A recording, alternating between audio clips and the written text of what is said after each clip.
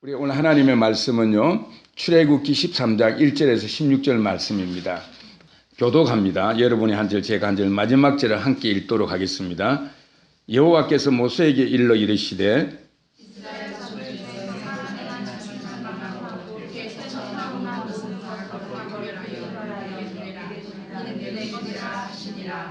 모세가 백성에게 이르되 너희는 애굽 곧 종되었던 집에서 나온 그날을 기념하여 유교병을 먹지 말라. 여호와께서 그 손의 권능으로 너희를 그곳에서 인도해 내셨음이니라.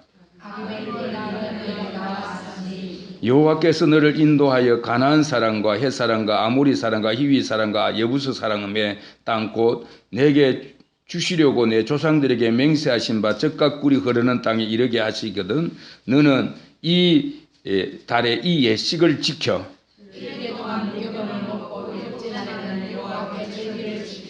이래 동안에는 무교병을 먹고 유교병을 내게 보이지 아니하게 하며 내 땅에서 누룩을 내게 보이지 아니하게 하라.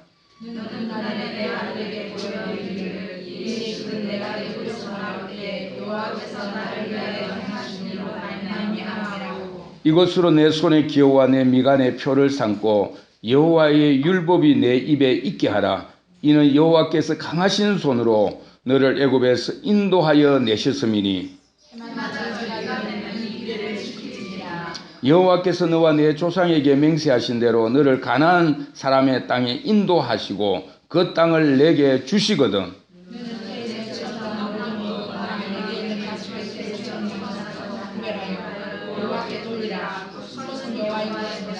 나귀의 첫 새끼는 다 어린 양으로 대속할 것이요 그렇게 하지 아니하려면 그 목을 꺾을 것이며 내 아들 중 처음 난 모든 자는 대속할지니라.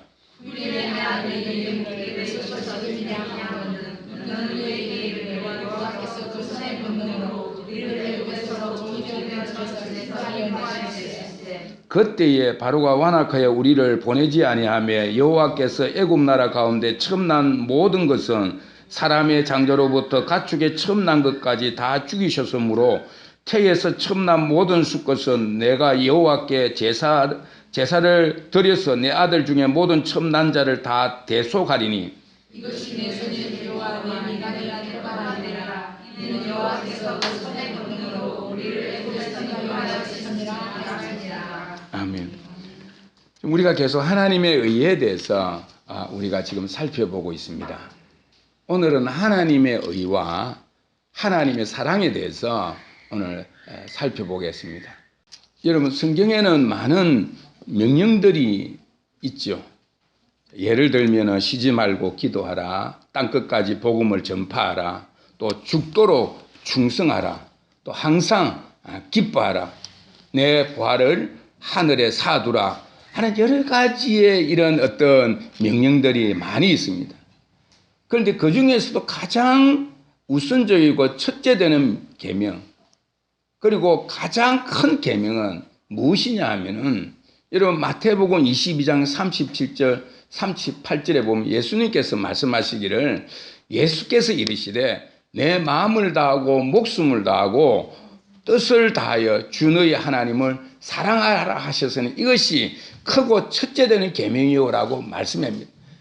여러분 예수님이 정의하시기를 하나님의 가장 큰 계명은 바로 마음을 다하고 목숨을 다하고 뜻을 다하여 하나님을 사랑하라는 것입니다.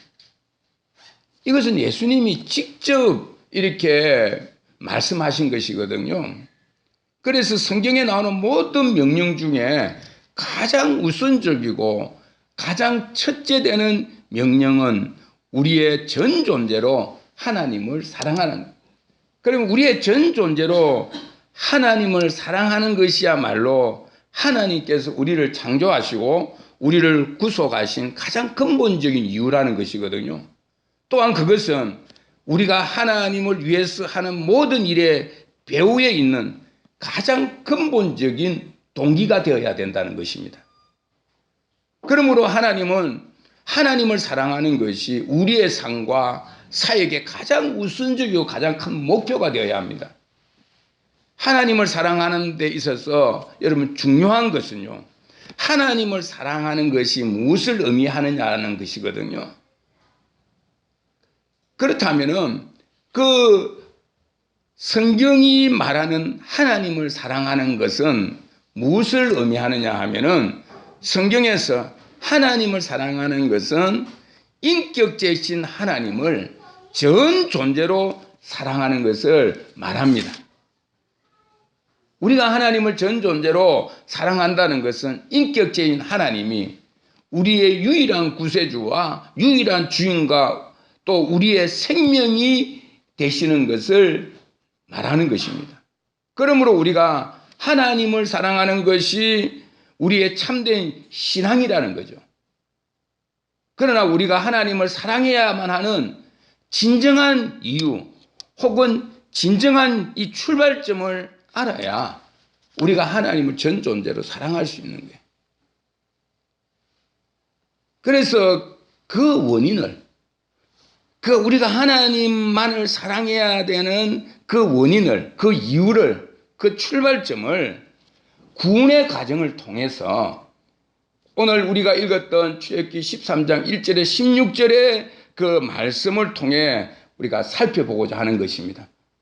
자, 이스라엘 백성들의 출애굽은 이스라엘 백성들의 이 구원을 말합니다.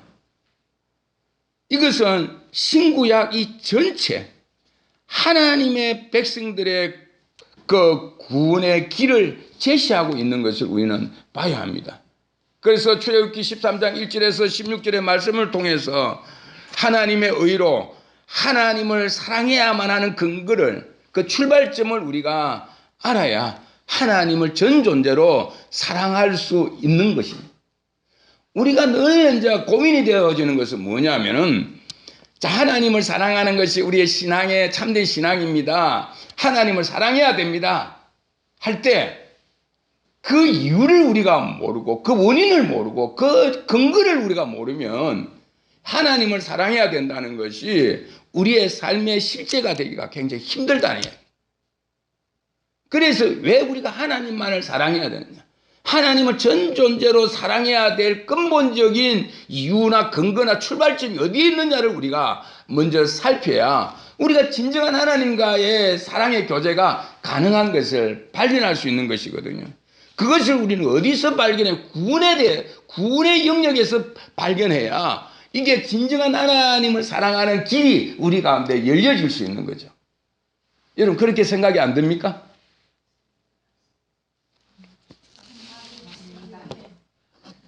설교 시간 질문은 안 해도 또 대답은 하셔도 됩니다. 자, 여러분, 그래서 우리가 출애굽기 13장 1절에 16절의 말씀을 통하여서 하나님의 의로 하나님을 사랑해야만 하는 근거 출발점을 우리는 살펴보도록 하겠습니다. 자, 출애굽기 13장 1절에서 16절까지 내용을 우리가 이제 먼저 우리가 살펴봐야 하는데, 자, 여러분 보십시오. 1절에서 2절의 내용을 우리 한번 읽어볼까요? 13장 1절에서 2절 같이 읽겠습니다. 여호와께서 모세에게 일러 이르시되 이스라엘 자손 중에서 사람이나 짐승을 막론하고 태에서 처음 난 모든 것은 다 거룩히 구별하여 내게 돌리라. 이는 내 것이니라 하시니라. 자, 여러분, 여기에 보면 초태생 처음 난 것을 구별해서 누구에게 돌리라고요? 하나님께 돌리라고 말합니다. 또 출애굽기 여러분 12장을 앞에 여러분 한번 얼른 한번 보십시오. 거기에 보면 지금 하나님께서 무엇에 대해서 말씀하고 계세요? 유월절에 대해서 말씀하고 계십니다. 그리고는 그 13장 3절에서 10절에 다시 유월절을 지키라고 다른 각도에서 지금 강조하고 있는 것을 보게 됩니다. 그래서 여러분 3절부터 10절까지를 보면은 초태생, 처음 난 것을 하나님께 드리라는 초태생의 문제를 다루지 않고 유월절을 지키고 유월절 동안에 그 가나안 땅에 들어가며 이렇게 뭐를 먹지 말라 그러죠? 유교병을 먹지 말고 무교병을 먹고 또 하나님이 행하시는 일에 대해서 기념하고 그것을 지키라고 말씀하고 있는 것을 보게 됩니다. 그러면서 다시 11절에서 16절을 보게 되면은 여러분 다시 돌아와 가지고 뭐를 언급하느냐 하면 1절과 2절에서 처음 난 것을 하나님께 드리라는 초태생의 문제를 다시금 언급하고 있는 것을 보게 됩니다. 자, 여러분, 우리가 성경을 바로 이해하려면 성경의 구조적인 측면을 잘 이렇게 봐야 돼요.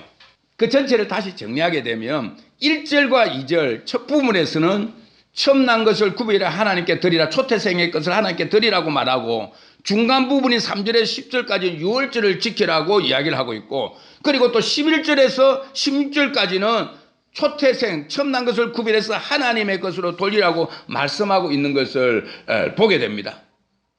자, 그것은 마치 뭐냐면 우리가 이 샌드위치나 햄버거를 먹게 되면 양쪽에 뭐가 있습니까?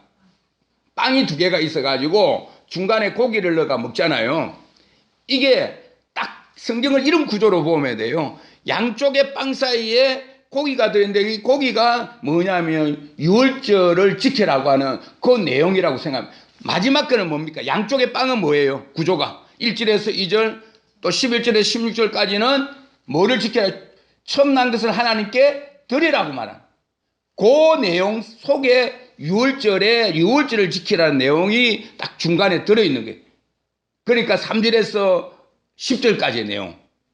자, 그러면 이것을 보면 무엇을 우리가 이렇게 이해할 수 있느냐 하면은 이것은 바로 초태생의 처음 난 것을 하나님께 드리라고 하는 이 내용이 뭐와 지금 연관이 있는 것을 말합니까? 유월절을 지켜라고 하는 것과 연관이 있는 것을 이렇게 보면 우리는 오늘 제가 이 햄버거의 비유를 통하여서 성경의 구조를 이해할 수 있도록 설명을 했습니다. 자, 그러면 우리가 전체의 내용이 지금 우리가 들어오는 거죠. 자, 1절에서 2절은 무엇에 대해서 말씀하고 있다고요? 처음 난 것을 하나님께 드리라, 구별해서 드리라는 것이고, 또 3절에서 10절까지는 무슨 내용입니까? 유월절을 지키라는 내용이 포함되어 있고, 또 11절에서 16절까지는 뭡니까? 처음 난 것을 하나님께 구별하여 드리라고 하는 것으로 딱 우리가 전체가 윤곽이 있으면서 그 중간에 있는 유월절의 내용이 결국에는 처음 난 것을 하나님께 드리라는 초태생의 문제와 이게 의미가 연관되어져 있는 것을 우리는 알게 되는 것입니다. 자, 그러면 어떻게 처음 난 것을 구별하여 하나님께 드리라고 하는 문제가 유월절의 문제와 관련이 있는 것을 성경은 의도적으로 지금 계획하고 우리에게 말씀을 하고 있는 것을 우리는 봐야 됩니다. 그래서 이 초태생은 처음 난 것이 하나님의 것이 되어져야 하는 이유는 그들이 애굽에서부터 출애굽하게 되었던 그날 밤의 사건, 유월절의 사건과 깊은 관련이 있다는 것입니다. 우리에게 의도적으로 알도록 하기 위해서 성경은 초태생의 문제를 처음 난 것 하나님께 드리라는 초태생의 문제를 이야기하다가 유월절을 지키라고 하고 다시금 초태생을 하나님 앞에 드리라고 말하고 있는 것을 보게 됩니다. 이것은 우리가 어느 정도 이렇게 지각이 있는 사람들은 이게 처음 난 것을 하나님께 드리는 것과 유월절의 관계가 이렇게 심상치 않구나, 깊은 연관성이 있구나 하는 것을 오늘 우리에게 알리도록 지금 하나님이 의도하고 계시는 것을 보게 되는 것입니다. 그래서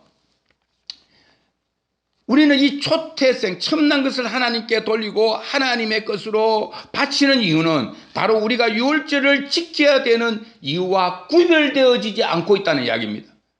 자, 바로에게서 이스라엘 백성들이 구원을 얻을 때에 하나님의 애굽의 모든 처음 난 것들을 어떻게 합니까? 다 죽이시는 가운데서 이스라엘을 어떻게 구원해 내시는 겁니다. 이게 구원과 밀접한 관계가 있습니다. 그 애굽의 바로는 이 자기가 죽음을 경험하고서야 이스라엘의 그들을 보내면서 이스라엘이 구원을 얻게 되는 것을 말하고 있습니다. 그러므로 구원을 얻는 이스라엘이 처음 난 것을 하나님께 드려야 된다고 말하는 것을 우리가 보게 될 때 우리는 여기에서는 좀 더 설명이 필요합니다. 도대체 애굽의 장자가 하나님의 치심을 받아서 죽었다는 사실과 그리고 이스라엘 백성의 장자가 하나님의 것이 되어야 된다는 것이 어떻게 연결되어지느냐 하는 것이거든요. 자, 여러분 여기에 보면은 그래서 오늘 우리가 함께 생각해 봐야 될 것은 뭐냐면 하나님의 의 또한 하나님을 사랑해야만 하는 그 이유 근거를 우리는 여기에서 알게 되는 것입니다. 자, 이 부분을 여러분 큰 주제를 놓치지 않아야 됩니다. 자, 그러면 우리가 생각할 때 그렇지 않습니까? 자, 하나님이 우리를 자기의 선택된 백성이기 때문에 하나님께서 이스라엘 백성들을 건져 주시면 되지. 왜 하나님께는 애굽에 첨난 것을 죽이시는 가운데 이스라엘 장자를 살려주셨다는 이유로 그 장자를 하나님의 것이 되어야 된다는 하나님의 의도가 과연 무엇이냐는 이야기거든요. 자, 이것을 우리가 알아야 된다는 것이거든요. 자, 하나님께서 애굽의 장자를 죽이시는 가운데서 이스라엘 장자를 비롯한 전체를 구원해내셨다는 이야기입니다.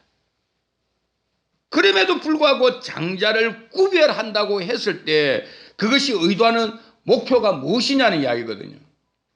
무엇을 이스라엘 백성들에게 하나님께서는 교훈하시고자 이스라엘 백성들이 출애굽의 사건을 통해서 더욱더 깊이 이해해야 할 하나님의 의도가 무엇이냐는 이야기입니다. 자, 오늘 이것은 바로 유월절을 지키는 것을 부과해서 첨난 것을 하나님께 드리는 것에 드리는 이 부분에 대해서 우리는 하나님께서 성경을 통해 알기를 원하시는 것이거든요. 그것을 이해할 수 있는 이 근거를 본문을 통해서 우리가 먼저 찾아봐야 합니다. 자, 첨난 것을 구별하여서 거룩히 하나님께서 드리는 행위가 오늘 이스라엘 백성들에게 그리고 오늘 우리들에게 주는 의미를 무엇인가를 살펴봐야 합니다. 자, 첨난 것을 하나님께 구별하여 드리는 이 행위는 바로 출애굽의 사건을 기억하는 유월절의 사건으로부터 관련되어진다는 이야기입니다. 자, 그들은 이미 그 죽음의 사자가 넘어가는 유월절의 사건을부터 건짐을 얻은 이 사건이 이스라엘의 장자가 구원을 얻었습니다. 그런데 여기에서 우리가 주의를 기울여야 될 것은 자, 우리가 여기에서 알 수 있는 것이 뭐냐면 이스라엘 장자들이 객관적으로 애굽의 장자들보다도 나은 것이 있기 때문에 하나님이 그들을 구원하신 것이냐. 여러분, 그 부분을 우리가 물어야 됩니다. 그런데 성경에서 아니라는 이야기죠. 그것을 성경은 우리에게 말해주려고 합니다. 자, 애굽의 장자나 이스라엘의 장자는요, 차이가 없다는 이야기입니다. 그러나 우리가 결론적으로 말할 수 있는 것은 이스라엘 백성들의 장자가 구원을 얻었다. 혹은 이스라엘 전체 가운데서 장자의 구원을 말함으로 하나님께서 이스라엘 백 전체를 구원 얻게 하셨다는 이 의도하시는 것은 뭐냐면 하나님께서 이스라엘 백성에게 은혜를 베풀어서 그들로 구원을 얻게 하셨다는 이야기입니다. 이것을 지금 하나님께서 모세를 통하여 이스라엘 백성들에게 강조하기를 원하는 겁니다. 그만큼 이 하나님의 은혜라는 것은 너무나 소중한 것입니다. 우리가 이 쉽게 사용되어지는 은혜라는 것이 하나님의 은혜라는 것이 그저 얻어지는 은혜가 아니라는 이야기입니다. 여기에 보면은 많은 사람들이 다 죽어져 가는 가운데서 구원 얻게 되어진 그 상황을 우리에게는 기적과 같은 것을 하나님은 은혜라고 표현하고 있는 겁니다. 자, 우리가 이것을 좀 더 분명히 말해줄 수 있는 이 본문들을 여러분 한번 찾아보시면 좋겠는데요. 신명기 7장을 한번 열어보시면 좋겠습니다. 자, 신명기 7장 6절에서 9절을 우리 같이 한번 읽어보겠습니다. 자, 신명기의 내용은 이 사건을 기록하고 있는 동일한 사건을 두고 이야기하는 겁니다. 자, 6절에서 9절 신명기 7장 6절에서 9절 좀 몬차이신 분은 그냥 잘 들으셔도 됩니다. 같이 읽겠습니다. 너는 여호와 내 하나님의 성민이라. 내 하나님 여호와께서 지상 만민 중에서 너를 자기 기업의 백성으로 택하셨나니 여호와께서 너를 기뻐하시고 너희를 택하심은 너희가 다른 민족보다 수요가 많기 때문이 아니라 너희는 오히려 모든 민족 중에 가장 적으니라. 여호와께서 다만 너희를 사랑하심으로 말미암아 또는 너희의 조상들에게 하신 맹세를 지키려 하심으로 말미암아 자기의 권능의 손으로 너희를 인도하여 내시되 너희를 그 종되었던 집에서 애굽 왕 바로의 손에서 속량하셨나니. 자, 여러분 여기에 보면 자, 이 내용이 의미한 그 내용이 그 무엇을 의미하느냐. 자, 모세가 이스라엘 백성들에게 하는 말 가운데 그들이 애굽의 바로의 손에서 빼어내는데 구원을 얻게 하시는 데 있어서 하나님께서 자기의 권능의 손을 그들을 인도해 내셨다라고 말합니다. 자, 여러분 그 부분이 어디 있습니까? 우리가 읽었던 것 중에서 8절에 자기의 권능의 손으로 너희를 인도했다는 것은 자기의 권능의 손으로 너희를 구원했다는 이야기입니다. 자, 여기에서 강조하는 것은 뭐냐면은 여러분 왜 자꾸 하나님이 자기 권능의 손으로 말씀하고 있는 줄 아세요? 자, 권능의 손을 인하여 그들을 구원해 내에 있어서 그렇게 하시는 이유는 뭐 때문이라고요? 그들을 못하기 때문에, 사랑하기 때문이라. 자, 하나님께서 자기의 군대로 사용하시려면은 여러분 더 소용되어지는 군사가 더 많고 강한 모든 병기가 많은 오히려 애굽을 선택해야 되는데 그 민족들 중에 가장 적은 이스라엘을 하나님 선택하셨다는 이야기예요. 그럼 그들에게 근거가 있는 것이 전혀 없다는 이야기예요. 하나님 말씀하니. 그래서 거기에 조건을 걸기를 뭐냐면 내가 너희를 구원한 것은 다만이라고 합니다. 다만 뭐 때문에요? 너희를 하나님이 사랑하기 때문이래. 그러면서 그 권능의 손으로 그들을 이렇게 애굽의 종되었던 집에서 빼어내셨다라고 말하는 것을 보게 됩니다. 우리가 하나님을 사랑해야 되는 근본적인 이해는요, 동기는 무엇이라고 여러분 생각합니까? 그 사도 요한도 우리가 하나님을 먼저 사랑하는 것이 아니라 누가 우리를 먼저 사랑하셨다고요? 하나님이 우리를 먼저 사랑하셨다는 이야기.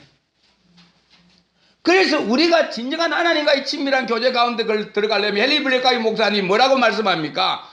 하나님의 주도권 아래 있어야 우리가 사랑한다는 그 말은 뭐냐면 하나님이 우리를 먼저 사랑하시는 것을 우리가 자각해야 우리가 하나님을 사랑하게 된다는 이야기입니다. 이것이 없이는 하나님과 친밀한 교제가 열려지지 않는다고 이야기하는 거예요. 여기도 마찬가지입니다. 우리가 전 존재로 하나님을 사랑해야 될 근본적인 이유가 뭐냐면 우리가 마음을 다해서 그 뜻을 다하여 힘을 다하여 하나님을 사랑해야 될 근본적인 이유가 뭐냐면 하나님이 우리를 사랑하시기 때문이래요. 이 부분을 오늘 우리에게 말씀해 주는 것입니다. 여기서 말하는 하나님의 권능의 손으로 이스라엘 백성들을 빼어내어 구원해 주셨다는 말을 출애굽기 13장에도 계속해서 말씀하고 있습니다. 여러분 13장을 여러분 보십시오. 13장 3절에 보면은 같이 한번 읽어볼까요? 모세가 백성에게 이르되 너희는 애굽의 종되었던 집에서 나온 그날을 기념하여 유괴병을 먹지 말라. 여호와께서 뭐요? 그 손의 권능으로 너희를 그곳에서 인도하여 내셨다라고 말하는 것입니다. 여러분 이스라엘 백성들을 그의 손의 권능, 하나님의 손의 권능으로 그들을 구원해 내셨다는 겁니다. 또 여러분 9절도 보십시오. 9절도 한번 읽어보겠습니다. 시작. 이것으로 내 손의 기호와 내 미간의 표를 삼고 여호와의 율법이 내 입에 있게 하라. 이는 여호와께서 강하신 손으로 너희를 애굽에서 인도하여 내셨습니다. 자, 이거를 왜 하나님께서 계속 반복해서 우리에게 말씀하는 것이 뭡니까? 하나님의 권능의 손이라고 이야기합니다. 이거는 뭐를 말해? 우리의 힘으로 구원을 이룬 것이 하나도 없다라는 것을 이야기합니다. 우리가 뭔가 구원받을 만한 조건이 있거나 어떤 다른 사람보다 특별한 어떤 하나님에 대해서 거룩한 구별된 민족이거나 어떤 능력이 있거나 어떤 자원이 풍부하거나 그런 것이 있는 것이 아니라 이야기. 그런데도 하나님께서 그 애굽 사람을 선택하지 아니하시고 또 주변에 있는 열강들을 선택하지 않으시고 왜 이스라엘 백성들을 선택하느냐 하는 것이, 그들은 그들의 힘으로 할 수 있을 만한 것이 하나도 없는 것입니다. 그들이 어느 때 하나님께서 그들을 사랑하셨어요? 그들이 노예로 가장 처참한 지경 가운데서 자기들이 힘으로 할 수 없는 상태를 노예의 상태라는 이야기입니다. 군사도 동원할 수 없고 자기들이 어떤 지하 조직을 만들어서 저항할 수 있을 만한 그런 여지가 전혀 없는 그런 상태라는 이야기입니다.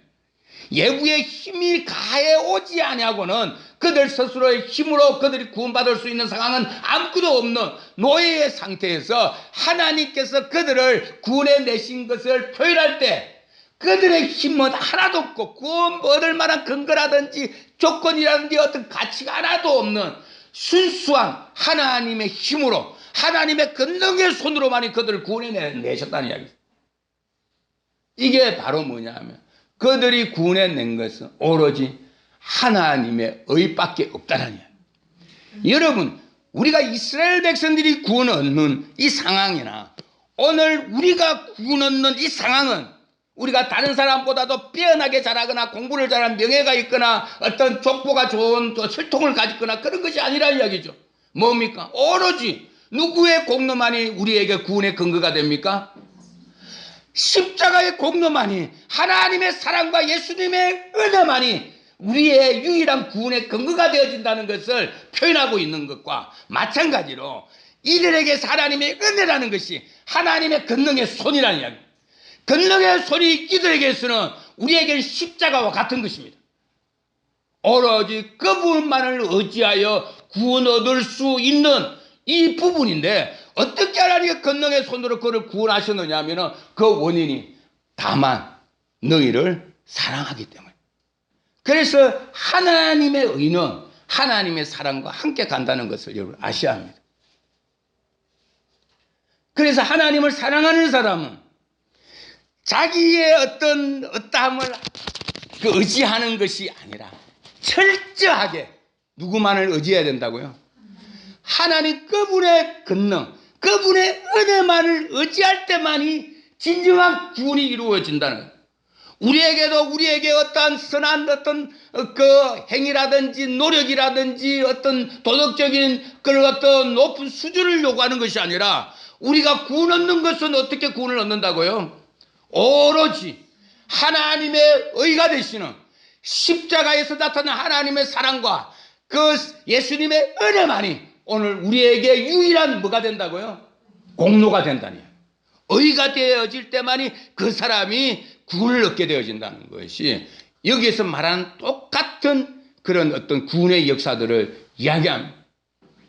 여러분, 우리가 구원을 이야기할 때 우리에게 있어서 구원을 받은 우리는요, 영광스럽고 놀라운 구원이라고 말해야 돼요. 이것이 너무나 큰 선물이기 때문에. 너무나 큰 선물이기 때문에.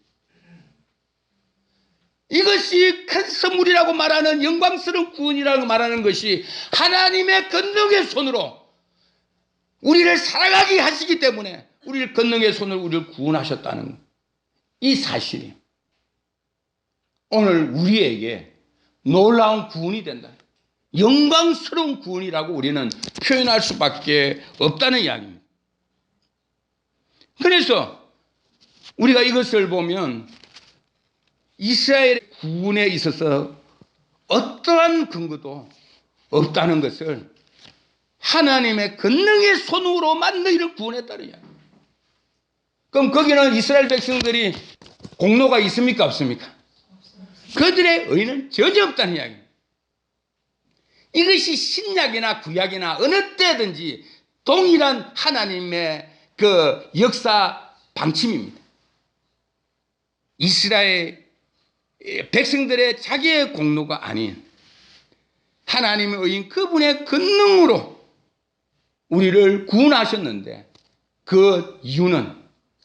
다만 우리를 사랑하시기 때문이다. 오늘 우리가 이것을 이렇게 생각하면 우리가 유월절을 지키는 것에 있어서 8절, 9절, 10절에 보면은 조금 더 확장해서 모든 율법을 지켜야 되는 이유를 말하고 있습니다. 그들을 애굽에서 능하신 손으로 건져내신 하나님을 기억하는 것이 율법을 지키는 바른 태도라고 이야기하는 겁니다. 자, 율법을 지킨다고 했을 때 문자적으로 보면은 하나님의 말씀하신 그것을 순종하는 것입니다. 하나님의 말씀이 율법을 하나님 말씀하실 때에 그것을 순종할 만한 사람이 아무도 없기 때문에 결국에는 여러분 그 율법이 우리를 망하게 하는 것입니다. 자, 우리가 이걸 보면 율법이 선한데도 불구하고 우리에게서 율법이 우리를 정지하고 우리를 죽음 가운데 빠뜨리는 이유가 뭐냐면 더 죄가 제되게 하는 심화의 과정을 겪게 하는 이유가 뭐냐면은 여러분 우리는 죄인이기 때문입니다. 죄인이라는 것은 우리의 힘으로는 구원을 얻을 수 있을 만큼 우리의 힘으로 하나님의 말씀하신 것을 지킬 만한 근거가 하나도 없다는 것을 우리에게 보여주는 것입니다. 자, 그러면은 율법을 지킨다는 것은 관계적인 의미를 보게 될 때 여러분 신명기 6장 4절에 보면 마음을 다하고 뜻을 다하고 힘을 다해 주는 하나님을 사랑하라 하는 것. 이거 하나님을 전 존재로 사랑하는 것이 여러분 신구약 전체에서 율법을 이렇게 지키는 것이라는 것. 제가 작년에 어떤 일들이 있었느냐면은 한생명교회 목사님이 한 번에 저희 집에 오셨는데 이 기쁨이가 늘 이렇게 컴퓨터가 없어가지고 그래 고민하는데 이 목사님의 프로그램 돌려면 컴퓨터가 있는 거예요. 그래서 목사님이 뭐 바꿀 의향도 있는 것 같아서 이야기를 주고 받는 것 중에 이 컴퓨터가 보통 좋은 게 아닌 거예요. 뭐 수백만 원을 혹하는 컴퓨터인데 그래도 이제 이야기하다가 이 목사님이 이렇게 무슨 은행 거래에 이게 그게 잘 안 된다고 맥은 그래가지고 한글 컴퓨터로 바꾸는데 한 180만 원 든다고 이야기를 하는데 그 가격은 그 배가 되거든. 그래서 이제 목사님하고 이야기하면서 그래 가려면은 목사님이 한국에 있는 그 일반 컴퓨터를 사시고 그거를 이렇게 가격에는 안 되지만 하면 어떻겠느냐고. 그러면서 이야기하다가 갔는데 그러니까 기쁨이가 아빠 전화를 해줘 일주일에. 그러니까 전화를 해서 기쁨이가 자 이렇게 해서 목사님 컴퓨터를 살려고 하는데 목사님 팔겠다면 당장 돈을 마련하겠다고 합니다. 그렇게 이야기하니까 웃는 거예요. 뭐라면 내가 기쁨이가 어떻게 하는지 우리가 이미 지켜보려고 기다렸다고. 왜? 우리하고 대화가 하고 우리 집을 나서는 동시에 하나님이 그 목사님과 사모님에게 감동을 주셨다는 거예요. 자기는 본래 그 컴퓨터를 어떻게 하려냐면 자기 자녀가 셋이 미국에 있거든요. 그 아이들에게 주려고 했대요, 원래. 자기가 이제 한국 일반 컴퓨터를 사게 되면. 그런데 그때 하나님의 음성을 그들이 말씀하신 걸 듣고 이미 마음에 그때 작정을 했대. 그래서 순종하기로 했대. 그런데 지금 그들이 너무 어려운 상황에 있거든. 어려운 상황에 있는데 그러면서 하는 말이 이거를 그냥 기쁨에게 주겠다고. 그는 뭐냐면 하나님께 말씀을 듣고 그들이 순종하는 거예요. 자, 그럴 때에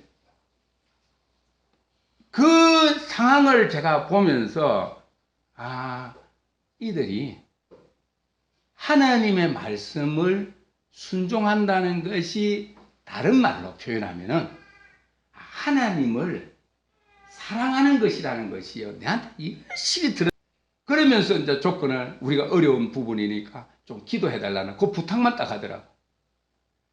그거를 보면서 뭐냐면 나는 그분이 하나님을 사랑한다라고 고백은 하지 않았지만 목사님 부부가 그들이 순종할 수 있는 배경이 뭐냐 하면은 나는 보이는 거예요. 그들이 가장 소중한 것을 남을 위해서 내어놓는 이것이 하나님의 말씀에 순종한 것인데, 순종한다는 그 말이 나는 어떻게 들리느냐 하면은 하나님을 그들이 사랑한다라는 것으로 그대로 영어 없이 받아들이시는 거예요. 여러분, 그런 경우들이 종종 있죠. 우리가 어떨 때는 하나님의 말씀을, 어려운 부분들을 내 힘으로는, 내 이성으로는 순종할 수 없는 그 하나님의 말씀을 우리가 순종함에 있어서, 여러분, 순종하고 난 뒤에 여러분의 느낌이 어떤 느낌이 옵니까? 제 같은 경우에는요, 이게 하나님을 사랑하는 고백으로 내게 들려지는 거예요. 기쁨이가 40만 원이 필요하대요. 내가 이 40만 원을 필요하는데요, 그 말을 듣고는 내가 아낌없이 내어놓는 게, 그러면서 그 주간에나 일체 안 나가는 게, 어디든지 안 나가는 게. 왜냐하면 내가 돈을 만 원도 쓸 수 없는 상황이니까. 그런데도 내가 아깝지가 않아요. 왜 그러냐면 그 아이가 말할 때 그 아이의 말을 내가 듣는 것이 그 아이를 내가 어떻게 사랑하느냐라는 것이 딱 비춰지는 거예요. 하나님과의 모든 율법이라도 하나님이 우리에게 말씀하시는 말씀을 우리가 지킨다고 할 때 우리가 지켜지는 이유는 뭐냐 하면은 그것은 내 의에서 출발되어지는 것이 아니라 지키고 난 뒤에 보니까 하나님의 사랑이 내게 부어지고 내가 하나님을 사랑한다는 그 고백이 동시에 터져나오면서 내가 이 율법을 지킬 수 있는 근본적인 이유가 내 힘에 있는 것이 아니라 하나님이 나를 사랑하심으로 그 사랑에 내가 반응함으로 내가 하나님을 사랑합니다라는 고백으로 그 모든 하나님의 말씀을 순종하는 자리에 있게 되어진다는 것을 여러분들이 경험하게 되어지지 않습니까? 이거는 말로 표현할 수 없는 하나님과의 관계 속에서, 인격적인 관계 속에서만 우리가 표현되어질 수 있는 은혜입니다. 자, 하나님이 말씀하신 것을 내가 지켰다. 하나님의 말씀하신 것을 그 엄청난 인생을 들면서 저 성도가 지켰다라고 할 때 그것은 우리가 어떻게 보느냐면 그가 참 의지가 강하고 정말 자세가 좋구나가 아니라 하나님이 그를 얼마나 사랑하셨으면 그가 하나님의 사랑에 반응하는가 하는 것으로 우리가 하나님의 사랑의 고백으로 우리는 보여진다는 이야기. 이게 율법을 지키는 진정한 삶의 그런 결과인 것을 우리는 이렇게 보게 되는 것입니다. 물론 여러분 다르게 표현할 수도 있겠지만, 자, 부분적인 측면에서는 제가 이해하는 한 영역입니다. 또 다음에 여러분 이 본문을 가지고 설교하면 또 다른 또 폭넓은 또 어떤 그 경험이라든지 이해가 따르게 되면 그때 또 나누고, 또 여러분과 대화 속에서 또 제가 제안된 어떤 경험을 통해 하나님을 사랑하는 것, 하나님 여호와의 말씀을 지키는 것에 대한 제안된 것을 또 극복할 수 있으리라고 저는 생각을 합니다. 여기서 보면은 초태생을 지킬 때에 처음 난 것을 하나님께서 요구하시는 그 같은 요구에서 여러분 14절을 한번 보겠습니다. 14절을 한번 읽어볼까요? 13장 14절. 후일에 내 아들이 내게를 묻기를 이것이 어찌 됨이냐 하거든 너는 그에게 이르기를 여호와께서 그 손의 권능으로 우리를 애굽에서 곧 종되었던 집에서 인도하여 내실세라고 이야기를 합니다. 그러면서 또 신명기 7장 8절에서 보면 이스라엘 백성들을 빼어내실 때에 권능의 손으로 빼어내셨다고 하는 그 표현을 동일한 단어로 출애굽기 13장에는 3번이나 반복해서 유월절을 지켜야 되고 율법을 지켜야 되고 그리고 그 처음 난 것을 하나님께 드려야 된다고 말하는 겁니다. 우리가 그런데 문제가 되는 것은 뭐냐 하면은 우리는 똑같은 진술을 하나님의 뜻으로 기억하기 위해서는 여러분, 자, 하나님이 강한 손으로 우리를 건져내셨다. 유월절을 지키면서 강한 손으로 우리를 건져내셨다. 단순히 우리가 강한 손으로 하나님 우리를 구원하셨기 때문에 우리가 유월절을 지켜야 된다. 또 이런 율법을 지키면서 하나님의 말씀을 순종할 때 하나님이 우리를 건져내셨기 때문에 우리가 이런 하나님의 말씀에 우리가 순종해야 된다. 우리가 그렇게 모든 사건을 이렇게 평준화시키게 되면 하나님의 의도를 알 수가 없어요. 뭐냐면은, 자, 처음 난 것을 하나님께 드리면서 오늘 우리가 특별히 기억해야 될 중심 내용이 무엇인가를 우리가 알아야 되는 것이거든요. 자, 그것은 뭐냐면 하나님께서 처음 난 것을 거룩하게 구별하여 바치라고 하면서 이스라엘의 장자를 하나님께 구별하라고 하십니다. 우리가 더욱더 하나님에 대해서, 하나님의 하신 일에 대해서 어떤 면들이 하나님이 우리에게 부각하시기를 원하시는가를 우리가 기억해야 됩니다. 여러분 15절을 한번 같이 읽어보겠습니다. 13장 15절 시작. 자, 그때에 바로가 완악하여 우리를 보내지 아니하며 여호와께서 애굽 나라 가운데 처음 난 모든 것은 사람의 장조로부터 가축의 처음 난 것까지 다 죽이셨으므로 태에서 처음 난 모든 수컷들은 내가 여호와께 제사를 드려 내 아들 중에 모든 처음 난 자를 대속하리니. 여기에서 보면은 하나님이 우리 장자를 대신해서 못 하신다고요? 대속하신다고 했습니다. 애굽의 장자들을 다 죽이는 가운데 그 이스라엘 장자만이 보존되어질 수 있는 것은 하나님께서 이스라엘의 장자를 위해서 못 하셨기 때문에, 대속하셨기 때문이라는 이야기입니다. 자, 똑같은 사람인데 한 사람은 하나님이 죽이시는데 왜 한 사람은 살리시느냐? 왜 애굽의 장자들은 죽이는데 이스라엘 장자를 왜 살리시느냐? 거기에는 똑같은 사람임에도 불구하고 똑같이 죽어야 되는데 한쪽이 사는 이유는 하나님이 이스라엘 백성들의 장자를 위해서 대속하셨다는 거예요. 장자를 대속하셨다는 것은 이스라엘 전체를 대속하셨다는 것과 연관되어져 갑니다. 그러면은 대속이라는 것은 값을 주고 다른 것으로 대치하는 상거래의 그 용어입니다. 그래서 하나님께서 특히 이스라엘 백성들을 장자로 살리신 것은 이스라엘 백성들에게 대속할 수 있는 대속물을 하나님이 그들에게 제시하셨다는 거예요. 그게 뭡니까? 하나님께서 양을 잡아 어떻게 합니까? 문인방과 문설주에 그 피를 발라라고 하는 거예요. 그 양을 희생시켰다는 이야기입니다. 그거를 인해서 그들이 구원받은 것이지. 만약에 나는 이스라엘 백성이니까 문인방과 문설주에 양의 피를 안 바르면 그들이 살까요 죽을까요? 그 안에 있는 첨난 것은 똑같이 죽는다는 겁니다. 그런데 양의 피를 문설주와 문인방에 발랐다는 것은 무엇을 의미하죠? 이 아들이, 첨난 아들이 흘려야 될 그 피를 대신 양이 그 죽음으로 그 생명을 대신했다는 것을 표현하는 거예요. 이게 하나님의 대속의 원리입니다. 그러니까 하나님께서 얼마나 하나님이 공의로우신 분이신지요. 우리가 예수 믿는다고 예수 믿지 않는 사람보다 우리가 더 의롭다고 여러분 말할 수 없습니다. 딱 자고 일어나서 생각 없이 밖에 나가면 예수 믿지 않는 사람이 예수 믿는 사람이나 똑같습니다. 화낼 거 다 내고 성질 낼 거 다 내고 나쁜 짓 할 거 다 하고 똑같을 겁니다.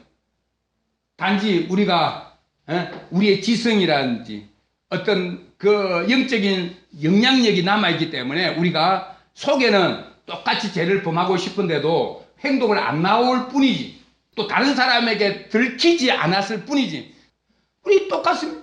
그런데도 불구하고 하나님께서는 얼마나 공의로우신지 이스라엘의 장자나 애굽의 장자가 똑같이 취급합니다.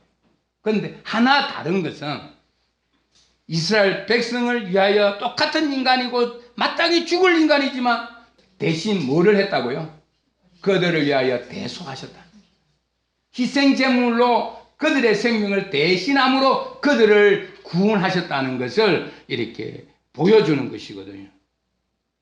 그래서 왜 처음 난 것을 거룩하게 하나님께 구별하여 드리라고 말하느냐 하면은 그것은 뭐냐면 너희가 스스로 의로워서 애굽 사람보다 나아서 구원 얻은 것이 아니라는 것을 가르쳐주기 위한 겁니다. 즉 우리가 구원 얻는 것은 무엇을 인해서 구원 얻었다고요? 대속물로 의해서 우리가 구원 얻었다는 겁니다. 대속물이 우리의 생명을 대신했다는 겁니다. 그러니까 우리에게는 아무 의의가 없다는 이야기를 하나님이 지금 말씀하고 있는 겁니다. 그렇기 때문에 여러분, 우리가 하나님의 사랑을 입는 것도 무엇 때문이에요? 하나님의 의 때문입니다. 여러분, 이것을 놓치면 안 됩니다. 조금이라도 내가 다른 사람보다도 낫기 때문에 하나님이 내게 좀 더 많은 돈을 주시고 또 많은 은혜를 주시고 또 내가 좋은 위치에 있다라고 생각하는 사람은 하나님 그 사람을 충돌하십니다. 하나님은요, 모든 것이 하나님의 은혜로 되어진 것이다, 하나님의 의로 우리가 되어진 것이라는 것을 고백하지 않는 곳에는 하나님의 사랑이 존재할 수 없습니다. 믿습니까? 오늘 하나님께서 이것을 우리에게 말씀하는 것입니다. 자녀들이 계속해서 태어날 수 있고 장자들이 계속해서 하나님께서 계속하는 이 은혜로 인하여서 그들이 오늘까지 살아갈 수 있다는 겁니다.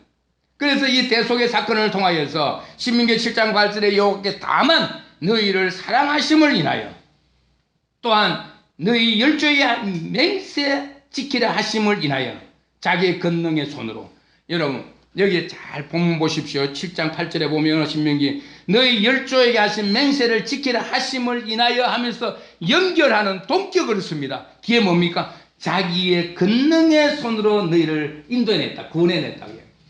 이거는 뭡니까? 하나님의 의가 어떻게 나타나느냐 하면은, 자, 너희 열조에게 말씀하신 그대로를 하나님이 지키신다는 거예요.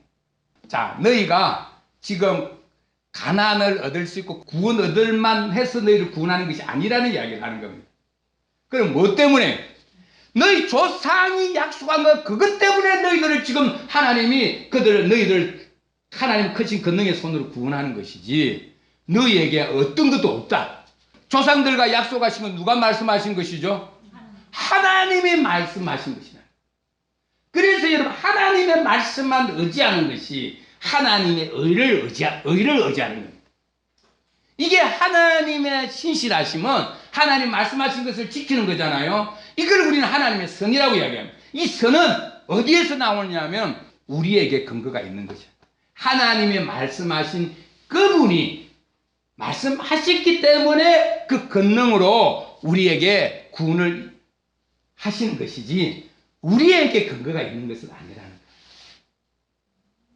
거예요. 여러분, 그래서 우리가 철저하게 오늘도 하나님의 은혜가 우리에게 임해야, 하나님의 사랑이 우리에게 부어져야 우리가 정말 하나님 그분만을 사랑할 수 있는 자리에 나아가는 것이지, 우리가 하나님을 사랑할 만한 어떤 의의가 있어서 하나님을 사랑하는 것이 아니라니까요. 우리가 구원을 얻을 만한 어떤 다른 사람보다도 뭔가 가치가 있기 때문에 하나님이 우리를 구원하시는 것이 아니라고 이야기합니다. 그래서 철저하게 그 구원받은 이스라엘 백성들의 의가 없다라는 것을 말씀하기 위해서 말씀하시는 것이 뭐냐면 너희 열조에게 맹세를 지키기 위함이다.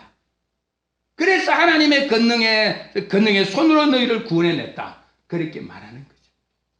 여러분, 얼마나 하나님의 의와 하나님의 사랑이 깊은 연관성을 갖고 있는가를 우리에게 보여줍니다. 그러면서 다만 너희를 사랑하기 때문에. 그래서 하나님이 우리를 사랑한다는 것은 우리에게 전혀 의의가 없다는 것을 또한 확증하는 것입니다. 그래서 하나님의 그 사랑하심을 인하여 하나님 자신이 자기 백성을 사랑하시고 자기 백성에게 맺은 약속을 신실하게 지키시는데, 그것이 바로 대속의 제물로 그들을 제시하시는 것입니다. 참, 우리가 이거 보면은 여러분들이 많은 사건들을 이렇게 계속 단순한 내용들이 이 본문을 통해 이해되어지려니까 많이 끌고 오면서 머리가 좀 복잡할지 모르지만, 여러분 하나만 여러분 기억하십시오. 하나님의 구원, 우리를 향한 구원은 바로 하나님 자신의 권능, 하나님의 의로만 우리를 구원하신 것이고 하나님의 말씀하셨기 때문에 그 구원을 이루는 것이지 구원받은 우리에게는 의가 없다라는 것을 계속 강조하고 있습니다. 그래서 하나님이 다만 너희를 사랑함이기 때문에 이게 하나님의 그 예정 주권입니다. 그래서 우리가 이렇게 하나님의 사랑을 입고 이 자리에서 하나님 앞에 예배를 드린다는 것은 우리가 우리의 공연 없이 엄청난 하나님의 은혜를 입은 의를 덧입은 자라는 것을 오늘 우리에게 보여준 이 일들을 위해서 하나님 대속이라고 하는 말 속에 하나님의 사랑을 쏟아냈습니다. 하나님의 그 엄청난 사랑을 우리가 기억하면 우리는 그분의 사랑의 노예가 되는 것이 오히려 기쁨인 거예요. 우리가 하나님의 사랑을 우리가 중심에서부터 하나님 사랑합니다라고 고백하지 않는 것은 하나님이 우리를 어떻게 사랑하셨는지를 우리가 모르기 때문에 우리가 하나님을 사랑하지 못하는 거예요. 하나님께 귀한 거라면요, 우리 집에 보물들이 많이 있다고 생각합시다. 우리 집에 가장 큰 보물은 뭐겠습니까? 다른 것은 강도가 다 가져가도 좋은데 누구만은 안 돼요? 우리 기쁨이만 안 돼요. 이거는 모든 부모가 가지고 있는. 그래서 어떤 사람은 불나면은요, 이렇게 금고부터 통장부터 챙긴다는데 그거는 바른 부모가 아니죠. 여러분, 우리가 하나님께 있어서 가장 소중한 것은 말씀으로 창조하신 이 땅이 그분에게 무엇이 소중하겠습니까? 흙으로 만든 인간이 뭐가 소중하겠습니까? 그런데 흙으로 만든 빛이 난 인간을 위해서 하나님께서 자기의 아들을 우리를 위하여 십자가에 죽게 하시. 그분이 유월절 어린 양으로 우리의 대속물이 되셨다. 이거를 가리켜서 하나님의 사랑이라고. 이걸 우리가 성령을 통하여 깨닫게 되어지면 우리는 하나님이 말씀하시면 내게 조그마한 은혜를 베푼 사람이 말을 해도 그것에 대해서 몇 배로 내가 섬기기를 원하는 마음이 꿀뚝같이 있는데 비교할 수 없는 하나님의 사랑이 내게 임하면은 깨닫게 되어지면 우리가 하나님을 위해서 시간 내고 물질을 헌신하고 헌신하는 것이 무엇이 문제가 되겠나? 문제는 우리가 정말 전 존재로 하나님을 사랑하는 그 출발점을 우리가 모르기 때문에 그 원인과 동기가 우리 가운데 비춰지지 않기 때문에 하나님이 우리를 얼마나 사랑하셨는지를 우리가 깨닫지 못하기 때문에 그렇다는 것입니다. 오늘 이 출애굽기에 있는 이 구원의 사건을 어떻게 생각합니까? 이런 말씀은 어떻게 보면 그림자입니다. 이 비추어졌던 그 구약의 이 진리들이 신약에서는 어떻게 제시가 되고 있는지 여러분 한 말씀으로 알 수 있는 것은 여러분 잘 아는 요한복음 3장 16절 하나님이 세상을 이처럼 사랑하사 독생자를 주셨으니 이는 저를 믿는 자마다 멸망치 않고 구원을 얻게 하려 하십니다. 여러분 여기에서 세상이라는 저와 여러분을 이야기합니다. 하나님이 어떻게 사랑하셨다? 이처럼 사랑하사 독생자를 십자가에서 우리에게 못 박혀 죽게 하심으로 우리를 구원하셨다는 것입니다. 그만큼 하나님의 사랑이 얼마나 크고 집요한지를 우리는 보게 되는 것입니다. 여러분, 오늘 이렇게 하나님이 세상을 사랑하셔서 내어놓으신 이 독생자 하나밖에 없는 이 아들, 그의 피로 인하여 믿음으로 말미암아 화목제물이 우리에게 되게 하셨는데 이는 하나님이 길이 참으시는 중에 지은 죄를 하나님께서 다 제하시고 오히려 우리를 자기의 의로 우리를 나타내게 하셨다는 이야기입니다. 오늘 우리는 자기 아들을 화목제물로 삼으시기까지 하면서 우리를 구원하신 이 하나님의 하나님의 사랑이 얼마나 놀라운 것인가를 여러분들이 기억하셔야 됩니다. 오늘 이 시간 여러분 하나님이 처음 난 것을 하나님의 것으로 바치라고 할 때마다 우리가 무엇을 기억해야 되느냐 하면은 이스라엘 백성들이 처음 난 것을 처음 난 초대에서 살아남아 있었던 이유가 하나님이 우리에게 대속제물로 제시해 준 그 어린 양 때문입니다. 우리를 구원하시기 원하시는 하나님의 그 사랑을 기억하도록 하기 위한 그 의도가 유월절을 지켜 대대로 유월절을 지키라는 것을 하나님 이렇게 너희를 사랑하신다는 이야기. 그래서 하나님이 구약 이스라엘 백성들에 대해서 또 하나님께서 자신의 사랑을 나타내 보여주시기를 얼마나 원하셨는지 우리는 유월절 사건을 통하여서 보고 또 보게 되는 겁니다. 우리는 이런 하나님의 사랑을 머금고 오늘 우리가 되어졌다는 것 우리는 기억하셔야 합니다. 우리가 하나님 앞에서 그 처음 난 것을 이스라엘 백성들이 날마다 새로 난 그 짐승들 처음 난 것들을 자녀들을 하나님께서 대신 그 속견제로 그 돈을 바치고 다른 생물을 바치면서 그들이 기억해야 될 것은 한마디로 하나님이 얼마나 자신의 대속제물로 우리를 사랑하셨는지를 가르쳐 주시기 위한 것이라냐. 그래서 성경에는요 하나님이 너희를 어떻게 사랑하시는지를 보라는 이야기.